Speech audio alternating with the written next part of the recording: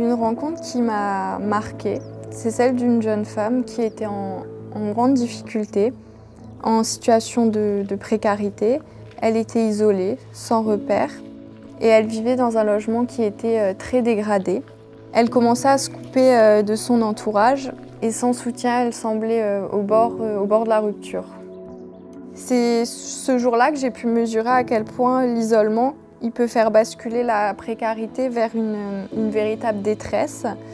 Sans aide, elle risquait de perdre pied, de devoir faire face à des situations qui étaient plus lourdes, comme par exemple l'hospitalisation. On a pris le temps ensemble de faire le point sur sa situation, de lancer les démarches administratives, de reprendre contact avec les services qui pouvaient l'aider et de lancer un accompagnement adapté, notamment psychologique. Et pas à pas, elle a retrouvé un petit peu de stabilité. Être assistante sociale, pour moi, c'est intervenir au moment clé, c'est prévenir, éviter que les difficultés elles s'enracinent et de permettre à la personne de retrouver une vraie place dans la société. Cet accompagnement, il était avant tout humain. Il permet à la personne de reprendre pied avant que les choses elles s'aggravent.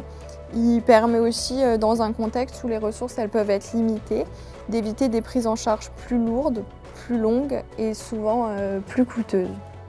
Et c'est là que je me dis que mon métier il a vraiment du sens.